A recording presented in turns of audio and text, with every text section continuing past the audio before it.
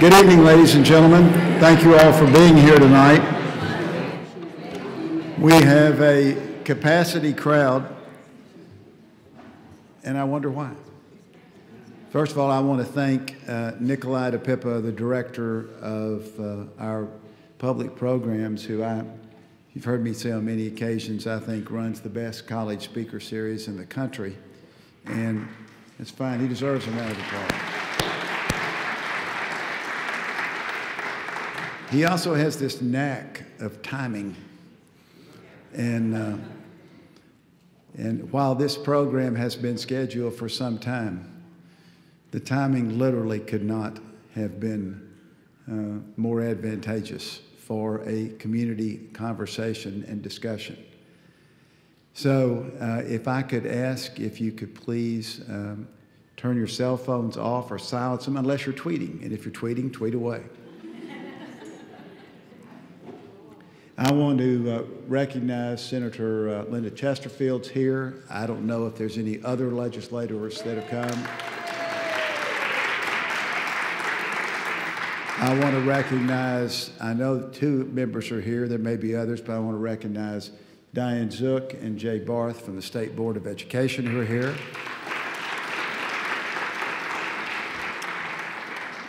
And if I've missed somebody, please forgive me.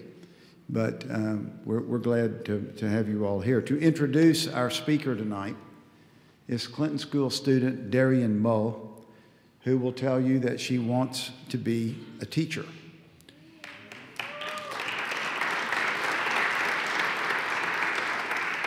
She is a proud graduate of Little Rock Central High School and the University of Arkansas at Little Rock, where she earned her bachelor's degree in theater arts and minored in English and creative writing.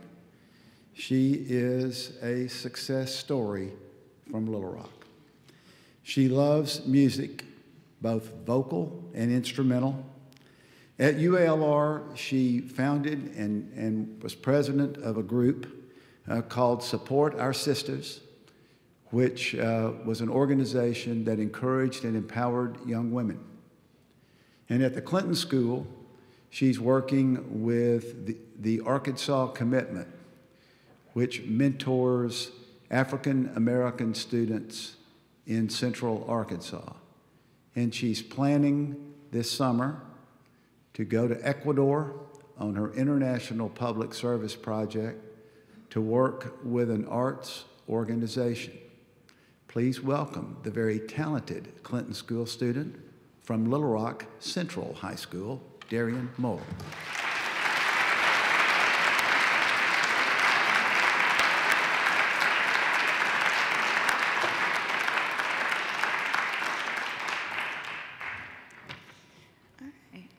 Hello, everyone. At my time at UALR as a theater arts student, it was always reiterated to me that I couldn't tunnel vision myself into my craft, meaning that I couldn't just go into theater wanting to be an actor or a director. That being said, it's important to learn all aspects of your craft, the ins, the outs, the ups, the downs, the top, and the bottom. Our speaker for this evening has done just that in our educational system. Starting in her work in the field as a lunch lady, people admired and recognized her ability to connect with students, and she was encouraged to go back to school and to become a teacher. As a classroom teacher in Utah, she had the opportunity to not only teach the gifted, but also homeless students of her city. And in 1989, she received the Utah Teacher of the Year. And in 1990, she became the president of the Utah Education Association. Thereafter, in 1998, she ran for U.S. Congress, and though she did not make it, she did continue her work in our educational system and became secretary and then vice president of our National Education Association. And today she stands here today as our first Latina president of the National Education Association and one of the most influential Hispanic educators in our system. Presenting the civil rights of the whole child for a whole education, I am honored to introduce Lily Eskelsen García.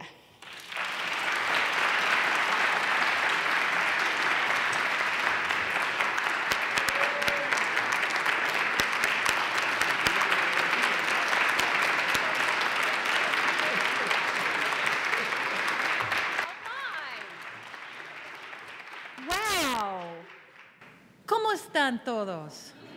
Bien. Now we're all bilingual, bicultural. I hope we get college credit for that. Thank you for that beautiful, beautiful introduction. I am so impressed with myself.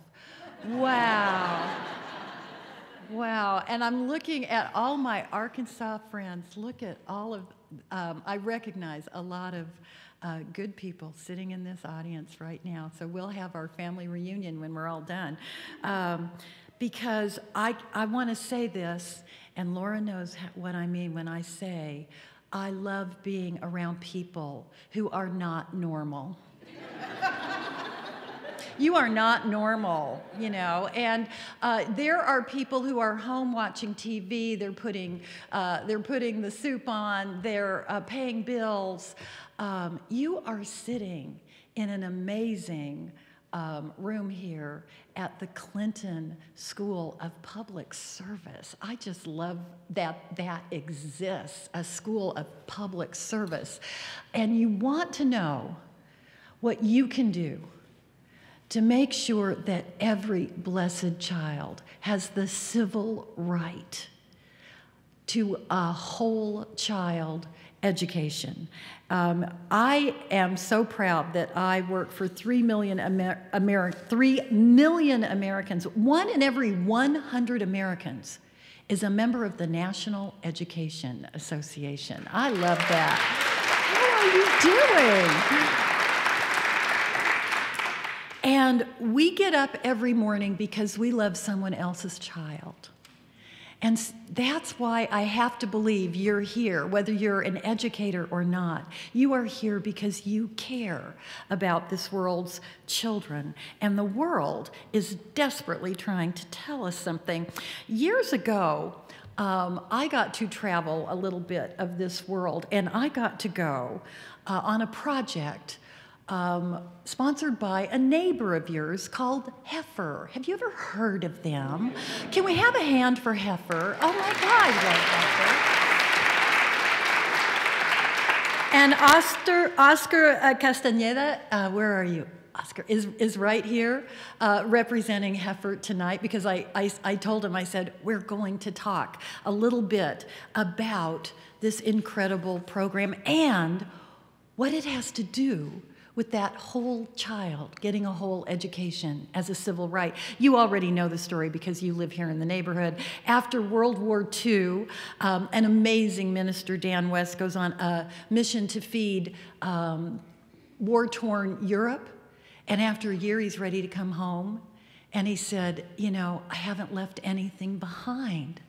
They didn't need a cup of milk, they needed a cow.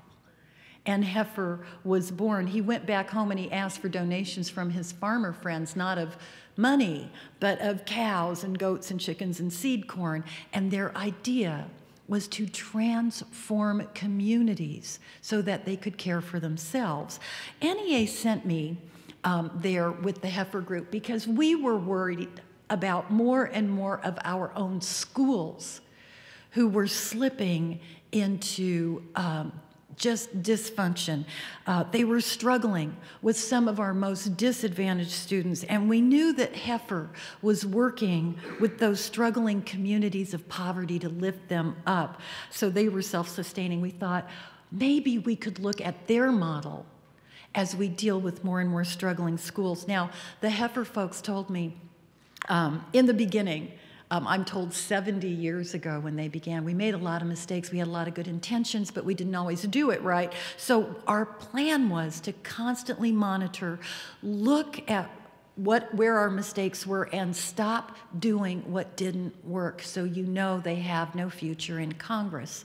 So the nice lady at Heifer said, our first mistake was we always focused on what they didn't have. They didn't have money, they didn't have an education, they didn't have medical care, we just oppressed them. She said our second mistake was we'd call all the villagers together, and a lot of times just the men would come, and the women would stand at the back of the room. And we thought, well, we should respect the culture, so we just worked with the men. And it always fell apart. We couldn't do what we needed to do if we ignored half the heart, soul, and brain power of that community. All of the families were poor, but she said some were poorer than others. And the experts thought it would be a really good idea, as we gave the gifts of animals, we'd give them to the families that were a little bit better off. They were a little bit better able to make it work. And they said, you know, everyone would see what success looked like. It never trickled down. It always stopped right there. She said, our worst mistake, we'd bring in a really, really smart expert who would tell the villagers what they were doing wrong, which I'm sure they really appreciated. We showed no respect for the community. It didn't even occur to us that someone who had a failed community could actually be holding the answer. And so she said, we would give them the answer, sometimes even a good answer. But when we left, they would go right back to doing things the way they had done things before, because they could not own that plan. So she said, now we do things very differently. We focus on what they have. They have a love for their children. They're hardworking, they're strong, they're generous, they're kind. And we build on what they have. We call the villagers together, and when just the men come, we go, oh, look, there's more chairs. And we bring the women in, and we bring the disabled, and we bring the elderly. We bring everybody in. And we're finding creative leaders with amazing ideas where no one else was looking for them. She said, when Heifer asks the community to decide who should get the first gifts of animals, they turn logic on its head. And they said, we should give it to the poorest among us. The rest of us are in a little bit better shape to help them out. The most important thing, she said, you cannot import the answer. It can't come from the expert. It has to come from them, or it will not work. She said, you can bring them information, you can give them guidance, you can facilitate their conversation, but it has to be their plan. They have to believe in it. They have to believe in themselves. And we learned how to start it.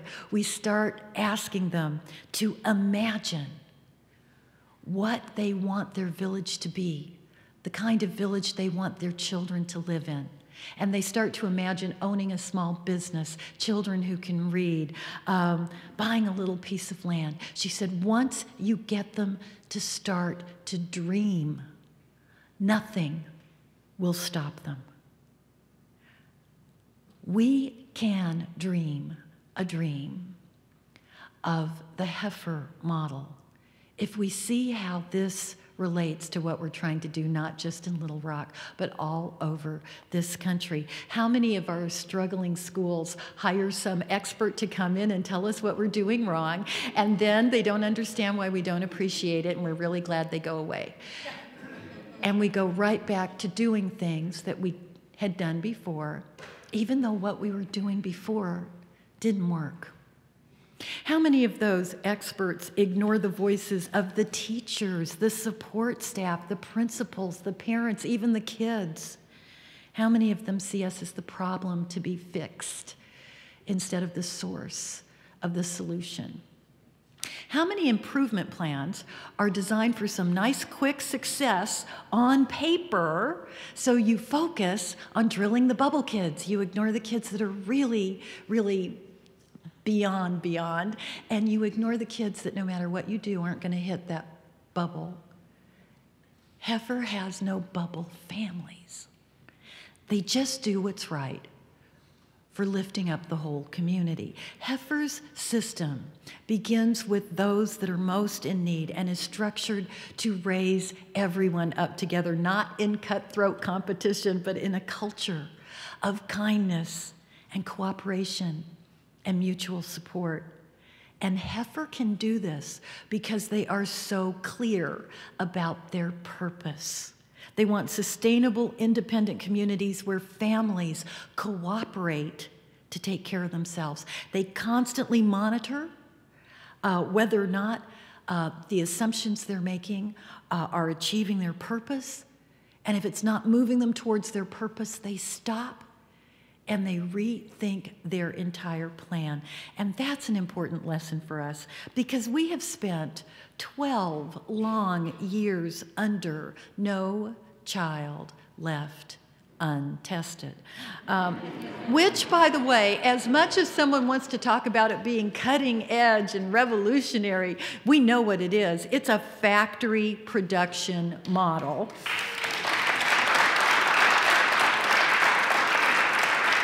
We now have federal law that is based on my very favorite I Love Lucy episode. You know, those kids are the chocolate coming down, and we can't get it fast enough. And there is no more metaphor, more tragic to me than the senseless waste of chocolate. So we're looking at this. You standardize the production model. You've got quotas to meet. You manage your workers by rewards and punishments. You hit your number. There's no evidence anywhere in this world that this model works for real live children. Not privatization, not standardization, not deprofessionalization, not inspirational punishments by test scores. None of it's working, and yet we see in too many places where you're doubling down on the wrong things while you ignore the responsibility for making sure that a child has that civil right to programs, to facilities, to services, to support staff. Every much right as any affluent child has. That's what's been left behind.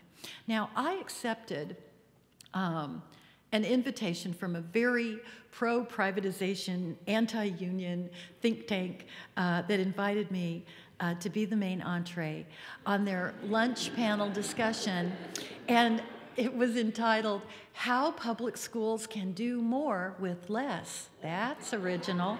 Yes, and I was supposed to get up, I assume, and go on record as to what, okay, I guess we have to cut somewhere, and so here's what we suggest you can cut. But I really don't like doing what I'm supposed to do, so I got up and I said, do more with less. Okay, get the less part. You want me to accept the premise that we'll have to make do with less money, that you have no intention of properly funding our public schools. And we're going to talk about that because I do not accept that premise. But do more, what? Exactly. What is it you think I do that you want me to do more of? You asked me the wrong question. Shouldn't you have asked me, what is the purpose of this public school? What is it we're trying to achieve? Then and only then will I know what you want me to do more of, because if you tell me the purpose of this public school is to hit a cut score on a commercial standardized test, we can go home early. You know what? Because we won't need kids to be able to analyze, construct, synthesize, entertain, create, lead, communicate, write a poem, provoke a controversial thought, question what someone tells you to believe. All we'll really have to do is teach kids to memorize someone else's answer. The only problem with that, of course, is that is not the purpose of public education. I taught elementary school for 20 years, and I never walked into a classroom any day of my life when I did not know in my bones what my purpose is. My purpose is to open a child's mind to its infinite possibilities. And that means that it's going to cost you something. I wanted to serve that whole, blessed, happy child. And I need stuff to do that. I need highly competent professionals from preschool to graduate school who are given the resources, the support staff to teach a broad and a rich curriculum. I need sports. I need the arts. I need the science fair. I need the debate team. I need foreign languages. I need time to disagree and ask questions that nobody knows the answer to because you just made up the question. I am not proud of the fact that for a good answer in my classroom, you got a jelly bean. But I am proud that for a good question, you got 2 jelly beans, and all my kids had cavities. I want that on my evaluation form. The factory model, I will admit, is a whole lot simpler. The measurement becomes the purpose. What is the purpose? To hit that cut score. Any way you can do it. And there is simply no evidence, no research anywhere in the world that getting a higher cut score on some standardized test means that you got a better education for that whole blessed child. I asked a bunch of whole blessed children what they thought about it.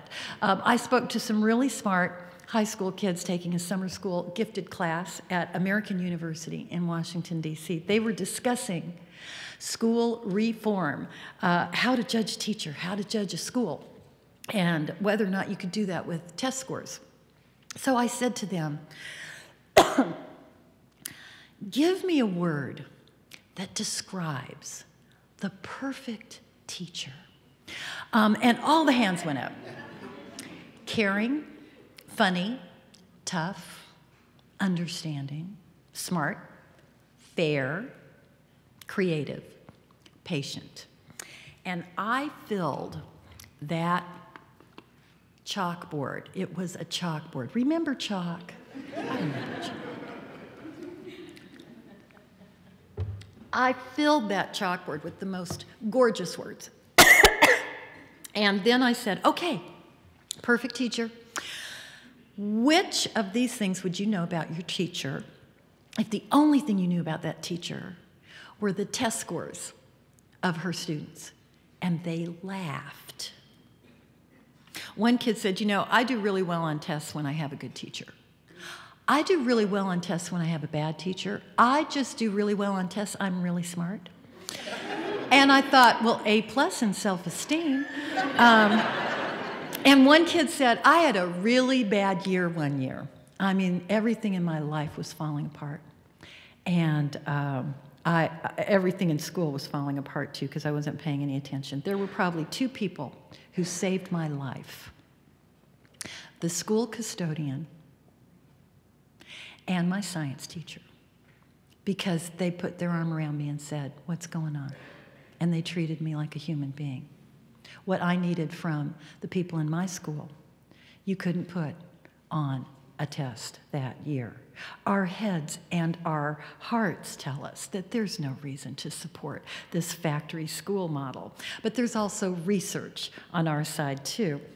Those of us who believe in the whole child need to know what kind of evidence we can call on.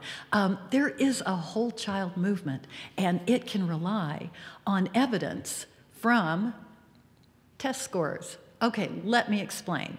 The PISA tests are a snapshot of 15-year-olds in 65 nations every 3 years in reading, math, and science. Like all tests, it's an imperfect snapshot, but it's an indicator. You can see if people have great differences. And out of those 65 countries, the United States was 10th in reading, 17th in math, and 12th in science.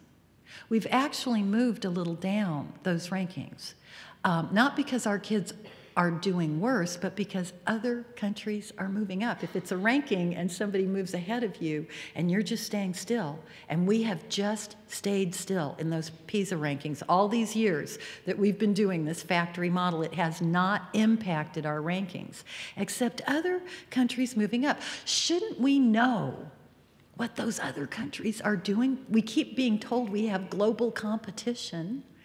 We're here in the Clinton Global Initiative. Everybody cares about the whole world.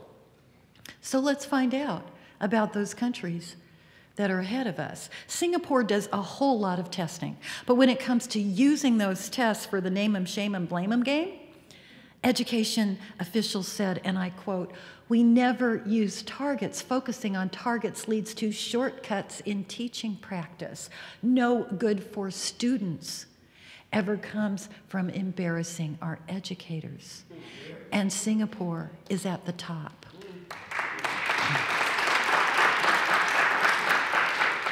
The factory model says, you don't really need high-performing professionals. You can fast-track teacher preparation. But when Canada wanted a better school system many years ago, they worked with their education unions, and they strengthened teacher preparation, raised salaries. They gave the professionals on the school level incredible autonomy to be those instructional leaders. They welcomed us as partners in reform, and Canada is at the top. 2 weeks ago, I was in Finland, so I know that this is cold. This is cold, Arkansas, okay? I know cold now. And Finland, which is 100% unionized teachers, this is like the mountaintop. I talked to teachers, I talked to the principals, I talked to some of the parents, and I got to talk to these students.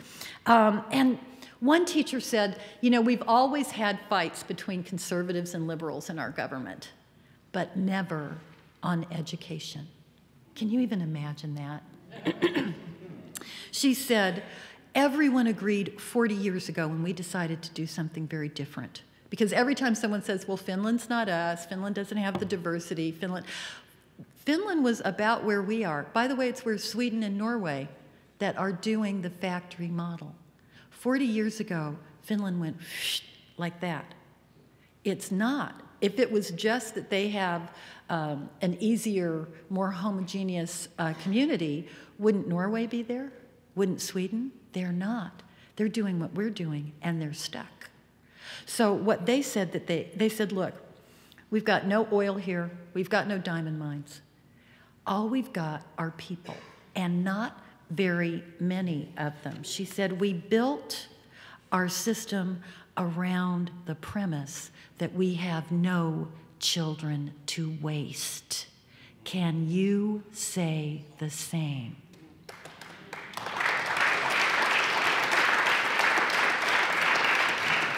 She said, we got rid of all of our standardized testing 40 years ago because we just looked and said, look, for the little bit of information we get, we can't really use it to improve individual instruction. Waste of time and money, it was gone. There are no private schools in Finland. She said, we made the decision that if everybody is in the same public school system, the richest of the rich folks that demand certain things for their kids have to demand it for everybody. They can't get one school to play it against another. She said, we built a core of the most highly prepared career professionals. We, by design, made it harder to get into our college of education than to get into our law school. And then we took these incredibly prepared professionals and we let them make decisions. They have authority to pick textbooks, to pick the assessments they're going to use. They collaborate. Everything is in service to the students they know the names of. And as a foundation, they said equity will be the law of the land. We should be able to blindfold you, walk you into any school in Finland, take off that blindfold, and you can't tell if you're in a poor neighborhood or a rich neighborhood. That's how good our schools are, and Finland is at the top. Our global competition succeeds because they're doing the exact opposite of what those factory reformers say. They succeed because they give kids an equal opportunity to learn. They don't have prizes and punishments tied to test scores. They train their professionals. They trust them and give them great authority to make decisions that make sense on the school level. And they develop those career professionals. They begin with toddlers. Every school has a preschool next to it. Those kids grow up with everyone knowing who the kids are, who the families are. None, not one of those top-ranked countries are using those factory school pillars. They don't use cutthroat competition, standardization, prizes for winners, shame for losers. They care for the whole child, and they care for every child. They have given every child the human and civil right to that education. They are doing it right, and we are not. But we have a chance to change all that. Right now, in the halls of Congress, in the White House, they are talking about finally reauthorizing, changing the most absurd bipartisan mistake that Congress has ever made. Sometimes the Republicans make a mistake, sometimes the Democrats make a mistake, and then you leave them without adult supervision, and they come up with No Child Left Untested. So it's up for reauthorization. Incoming history lesson, because we are, after all, in a library. The original law was passed in 1965. Lyndon Johnson signed it as part of the War on Poverty, as part of the Civil Rights Movement, where schools, as you know, were still struggling to be desegregated, where truly we would live our ideals. And states were not giving all children, children of color, children in poverty, the same resources to a quality education, the same opportunities to learn as affluent white children had in their schools. So the law was something quite revolutionary. The federal government did not really get involved in public schools until this law. And when it had a boring name, the Elementary and Secondary Education Act, ESEA, I loved it. I loved the boring name because it gave some very important, modest resources to children in schools with high populations of vulnerable families who lived on the edge and had so little. And then every 10 years, they're supposed to reauthorize it, update it, see what was working, see what wasn't working, and change it. Every 10 years, they give it a prettier and prettier name. Until 2002, they called it No Child Left Behind. But of course, what was left behind was common sense. I don't know how many brain cells were sacrificed in service to a law that gave a new definition to ridiculous. It requires now 100% of human-type children to be above average, as measured solely on a math and reading standardized test that you're going to give once a year. But that's okay, because see, we signed it in 2002, and we have until 2014 to make it happen, which I'm pretty sure just left us all behind. And if your school cannot achieve this statistical impossibility, and no school can, then teachers are labeled ineffective. Schools are labeled failures. The punishments kick in. It would be laughable if it weren't so horribly dangerous to our students. This law, by the way, gives no child the right to anything. You are tested, you are rated, you are ranked, and if you don't meet specifications, you, your school, or your teacher are punished. That's all it does. Now, for affluent students, and I have a lot of friends that I've talked to whose kids are, they're the hover parents, they're the helicopter parents. They said, this is so annoying. You know, it's in the way of French Club. And no one, no matter how annoying it is to have to take these tests, they said it's wasting so much of our time in our schools that I know of. No one closed down a theater department in our most affluent communities so they could test prep more. They're not closing down the AP chemistry program. So no affluent school that I have ever found has been closed and turned over to a charter school or for-profit management because 100% of their special ed children couldn't read on grade level. This disproportionately harms children of color, children in poverty. For our most vulnerable children, this law has been a tragedy. And the unintended consequence is that this law has doomed our students, too many of them, into schools that have become testing factories, and their teachers are expected to be test technicians. We limit opportunities to what will fit on a standardized test, that little bubble sheet. And for millions of students today, the purpose of public school is to hit your number. You are experiencing right here in Little Rock the home of the bravest human beings on this planet, the home of the Little Rock Nine, the home of children who shamed a governor and moved a president to act and call out the National Guard to protect their right to walk down the street and walk into a good school in their neighborhood. You are experiencing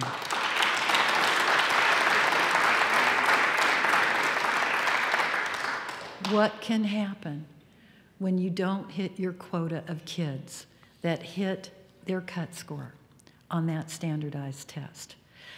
We do not want to pretend that we don't have problems in many of our schools. We are struggling to find answers so that our students can succeed. But school takeovers by those experts, those outsiders who don't know your children, will not solve the problems in Little Rock.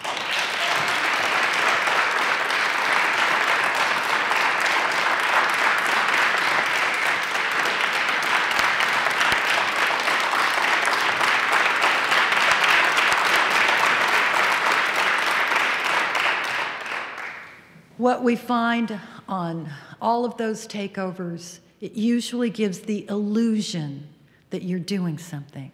People come in for 4 or 5 or 6 years. It usually costs a lot of money, and then they leave, and nothing has changed. We see it time and time and time again. The history of school takeovers is miserable, and they fail. You know, your state politicians could take some advice from the heifer folks around the corner. The answers don't come easy. It's not a silver bullet, but they have to come from the community. They have to come from the people who love those children. And what we want to do today is to teach that whole child. And what every educator is finding is that obstacles are put in our way, right and left. The main one is the one I have to deal with as a national leader, is no child left untested.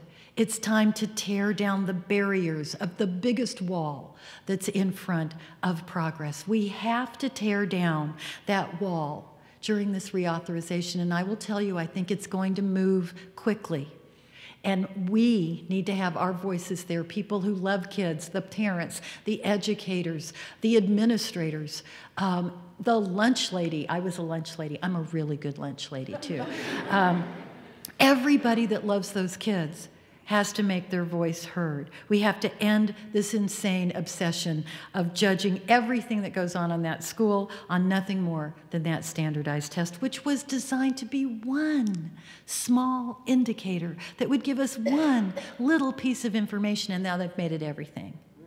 It doesn't say how children are progressing. I'm not saying we don't want information. We want good information. We want better information. And we don't want a system that actually interferes with time to teach and time to learn. We want what will help us guide our children to a higher level.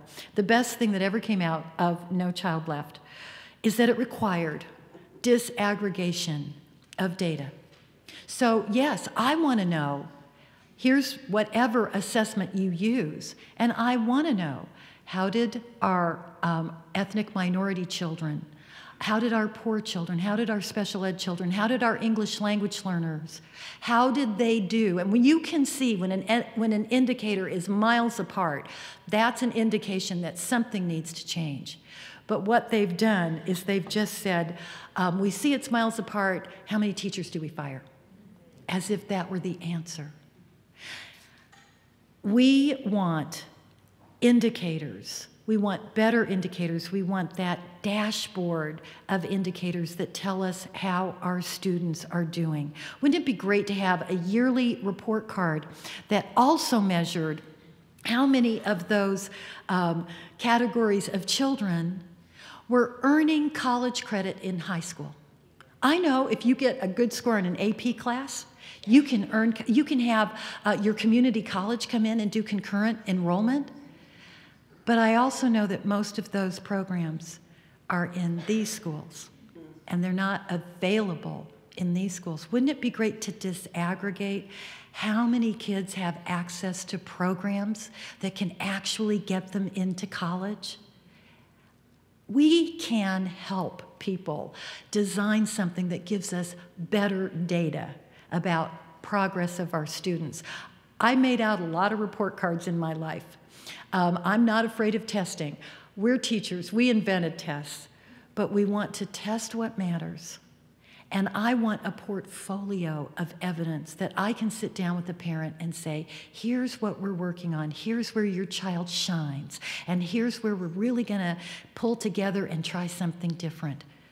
We can help Congress come up with something that actually gives us better indicators of student progress. And I want something that this law has never had, but should have had since 1965. I want us to finally talk about the opportunity gap. If this law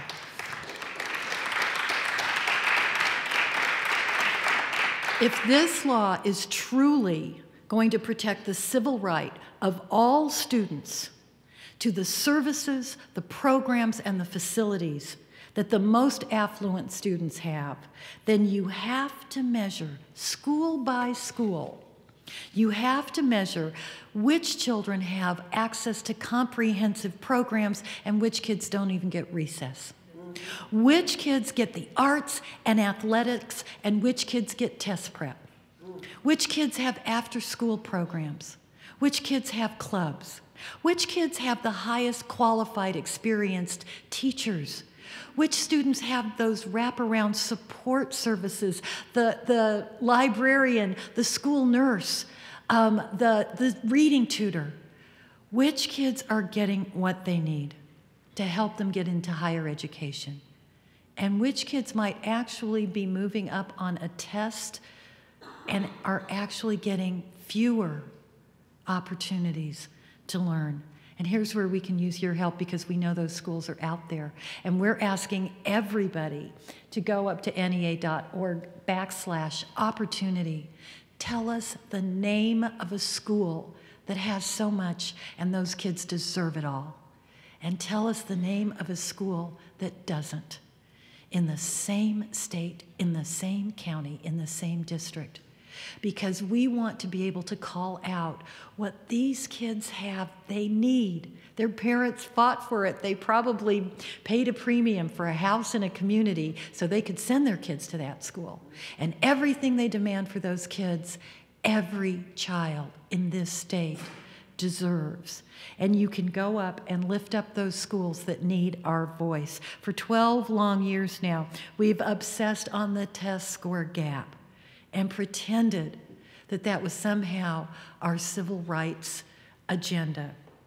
And we need to know, we need to gather the evidence that will tell us why we have those gaps. Is it because a child comes to school hungry and doesn't have a school breakfast program? Is it because some kid is absent so often because mom's working 3 jobs, and when one of the kids is sick, she pulls that kid out of school to babysit a sick little brother because she doesn't have any kind of sick leave. And if she loses that job, they lose their rent. I've worked at a homeless shelter school. I've worked with gifted and talented hover kids, with hover parents. I've worked with all kinds of kids from every community you could think of. And I would have looked like a very different teacher if the only thing you knew about me were those kids' test scores. I know that there's many, many different reasons why a child may do really well or not on a test. I'm telling you, when you see those kids that need so much, will some unproven charter school solve that child's poverty? Will firing a teacher improve that child's life? Will telling a 3rd grader they don't get to be a 4th grader mean that you are protecting that child's right to a quality school? Will letting outsiders come in and take over a local school district solve those problems?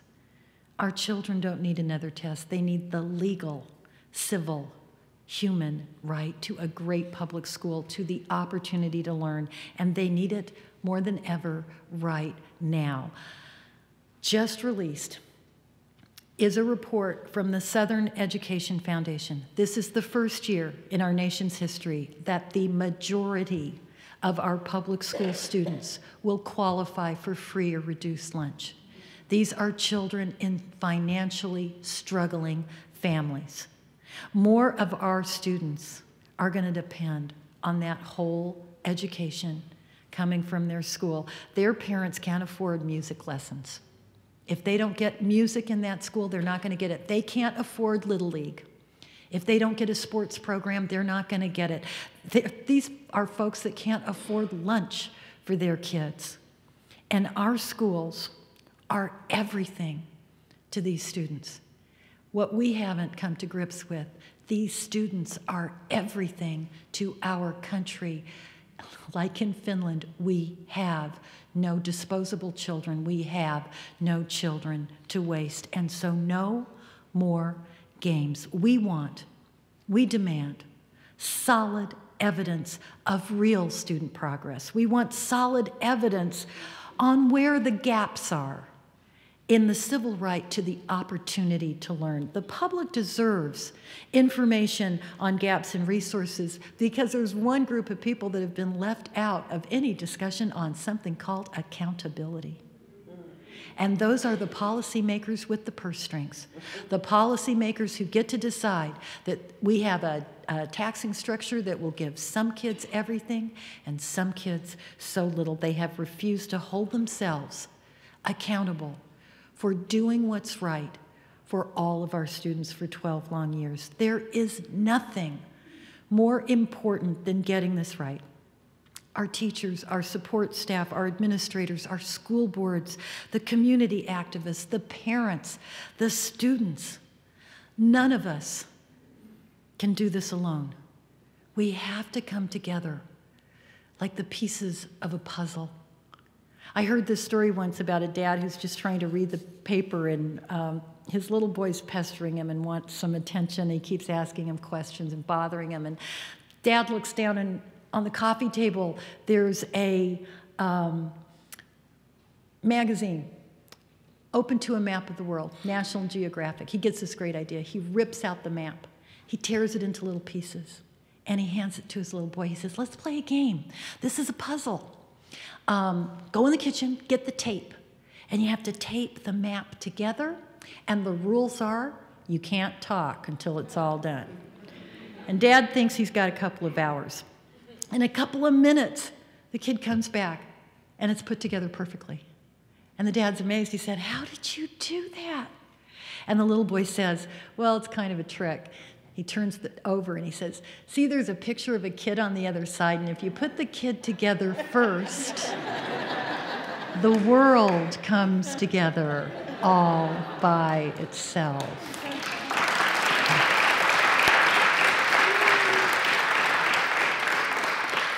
This is our purpose. Someone is going to come and they're going to ask you to help. We need you to raise your hand. We need you to say, count on me. I'll call my congressman. I'll call my school board member. I'll write a letter to the editor for my newspaper. I'll talk to my circle of influence. Our purpose is to come together and save the world by saving that whole blessed child. Our purpose is to dream a dream so powerful that it moves us to act. Our purpose is to put the whole child together first. And if we do that, then the world will thank us, as I thank you for the honor of being here tonight. Mil gracias, mis hermanos y hermanas.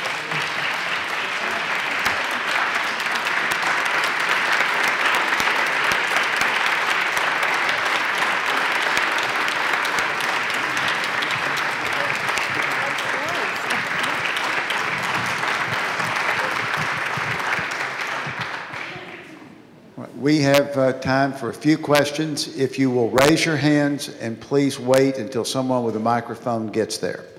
So if anyone has a question, raise your hand and we'll get the microphone to you. Any questions? Yes, sir. We have a question here from Andrew Forsman, Clinton School student. That's your first question, I believe, from Clinton School student. Make it an easy one. Preferably multiple choice. Multiple choice, okay. All right, well, thank you for coming to speak with us tonight.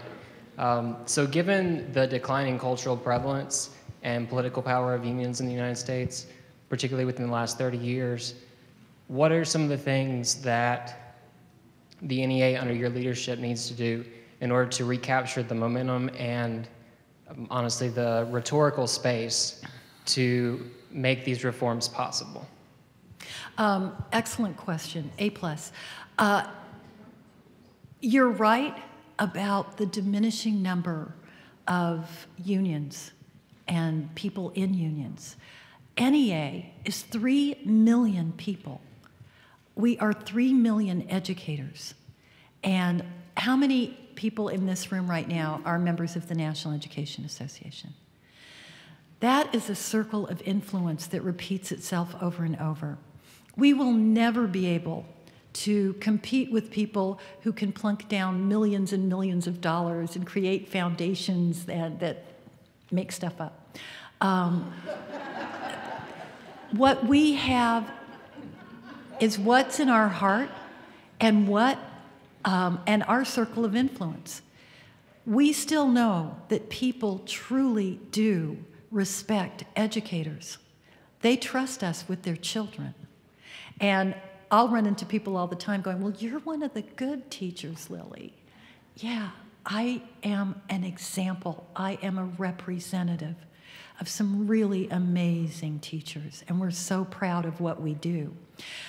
So we are unashamedly going out and telling people our ideas.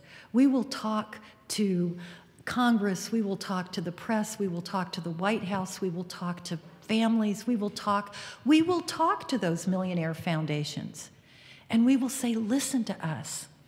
And we are actually getting people who are so concerned that they might not be able to bring some sanity to no child, that we have people calling the NEA building right now saying, now don't tell anybody that we called you, but have you guys got any ideas? How are we going to get out of this?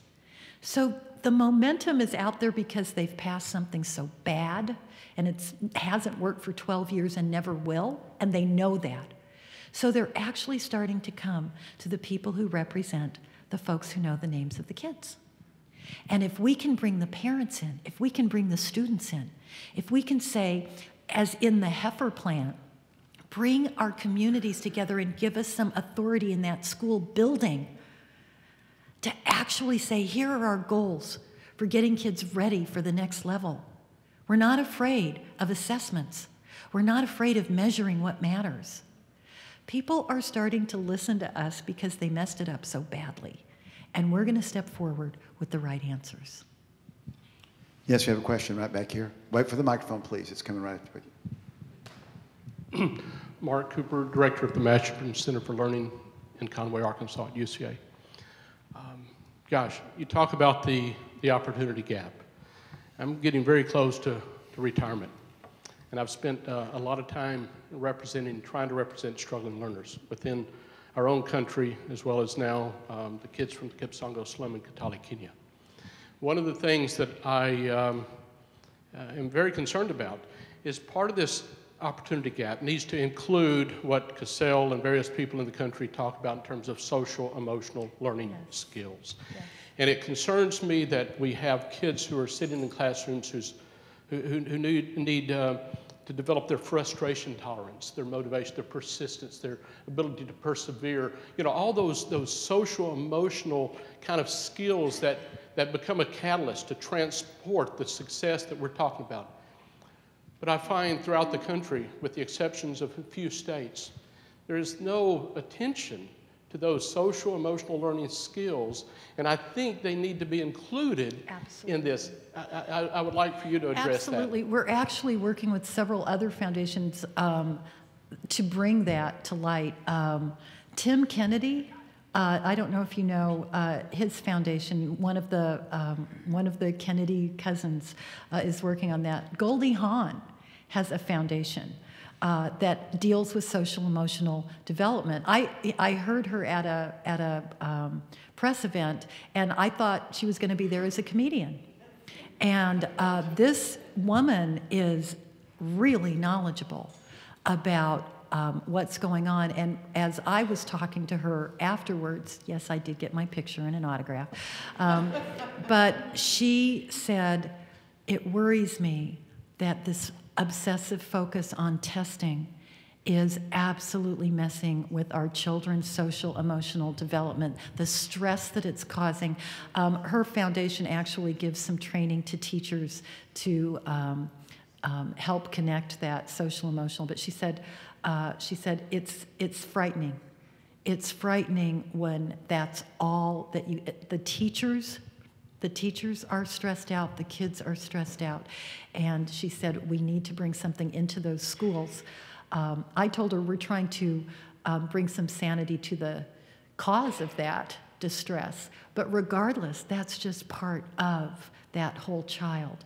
It's not just how many classes you take. And we tell people we care about their critical, creative mind. We care about their healthy body, and we care about their ethical, compassionate character. And that coming together with the whole, that whole program for the whole child has to deal with academic, social, and emotional development. Absolutely. Someone over here had a question. I saw the hand up a minute ago. Okay. Yes, ma'am, right here. She'll get you the microphone.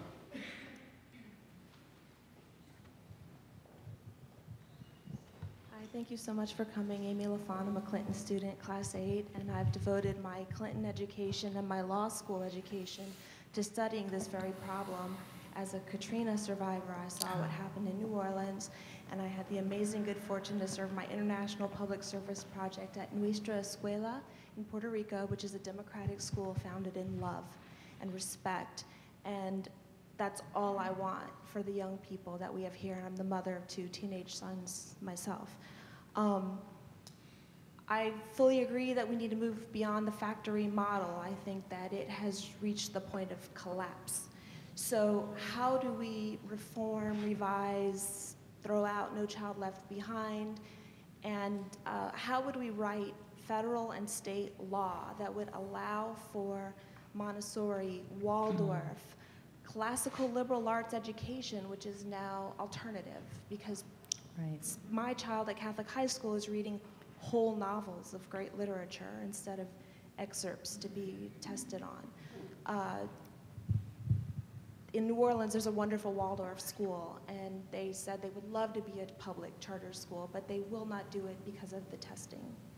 So, and we have in Little Rock, we have a school closing and a new private Montessori opening. So how could we change our federal and state laws that would allow us to have non-factory model schools? Okay, relax, because this is a 3-hour answer. Okay, so put your feet up. That's exactly what the NEA is doing right now. And part of it is we have to work with the civil rights community that are our partners in making sure of the civil right of students. We have to work with parent groups. We have to work from preschool to graduate school on what this could mean. But one of the things we want to do is to get away from this prescriptive, it has to look like this, and more rules and regulations that were designed for Chicago and don't make any sense in Little Rock, or vice versa. It has to be something that talks about empowering the local school community, looking at those educators, the parents coming together and saying, here are our goals for our schools. We've actually, and you're not going to hear me say horrible, nasty, no good, very bad things about all charter schools. I don't believe they're the silver bullet, but we've actually helped some of our NEA members who had this idea about incubating some good idea. In Milwaukee, there's one called the ALBA School, the Academia de Lenguaje y Bellas Artes. So it's the Academy of Language and Fine Arts. And it's run by the teachers. And they are inclusive of everybody. And they basically say, we invite the rest of the school district in to see what we're doing to build an English language learners program around fine arts. And that's what a charter school was supposed to be. Let's try something different. And if we're doing a really good job, our colleagues can come in and learn from us and see what makes sense in their school. It was never supposed to be a franchise, some kind of franchise separate system that had nothing to do with the public schools. So they've corrupted that original good idea of saying, let's try something different. So what we really want is to be able to get better information on success, and we want to put that information in the hands of the people in the school buildings, the school level, with the general standards on fourth graders should know their times tables, you should have standards, but what textbook are you going to use? How are you going to assess it? How are you going to collaborate? How are you going to design your instructional day? What kind of after-school or before-school programs are you going to have? How are you going to invite parents in who might have very traditional work? No one's ever asked us to find those answers. People just sit in a committee, make it up, and then say, here's your script. Just read it. Until we empower the people on the school building level, it's not going to work. Got a question on the back row back here. Yes. Well, let's wait for your microphone here. Good afternoon. Is it on? Go ahead. Try it now. Good afternoon. My name is Paula Moreno. I'm a senior and I attend Parkview High School. I'm a proud member of the Little Rock School District Student Association. I have a question for you. What role do we have as students in the school reform, and what can we do? You are the North Star. You're everything, all right? This should just go to your head. You should be totally full of yourself. You know, it's like this, people in this room right now are here because of you and your colleagues. You are everything. Yeah, no pressure. But here's what you have to do. No one can fight this fight for you. We're going to do everything we can. I'm going to go and I'm going to represent 3 million educators saying, here's what the professionals in those buildings need for our kids. Your parents. We're going to organize parents, and they're going to say, my son, my daughter, this is what I need for them. The most powerful voice that is often missing is the student. The student's voice is crucial. It makes the difference night and day. When there was an issue of some school board members in Jefferson County, in the Denver area, earlier in the school year, if you remember watching the news, the school board members wanted to revamp the history curriculum and take out things that were controversial, because kids shouldn't know that. I have a feeling they would have taken out the Little Rock 9. That was pretty controversial, don't you think? And it was the student body. The students stood up and said, we will not have someone corrupt this curriculum. We want to know the truth. We want to be prepared. And they took to the streets, and they had picket signs, and they did informational picketing. And they knew that if you did that, then the reporters would come and ask you what was going on, and they did. Some people got together and they said, let's say that it was the teachers that made them do that, you know, because it's hard to look at your students who are telling you, this is unacceptable to me, and tell those students they're wrong. They can throw teachers under the bus. They can say our support professionals don't know what they're talking about. They can say principals aren't representative. So they can throw a lot of educators and our ideas away. You're the truth. You are the walking, living truth. And they will try and silence you. And you just stand even taller and say, no one is making me do this. I am moved by my heart and soul, and I will not be silenced when someone is trying to cheat me out of my education. That is your civil right. Ladies and gentlemen, the President of the National Education Association, Lily, thank you for coming to the Clinton School.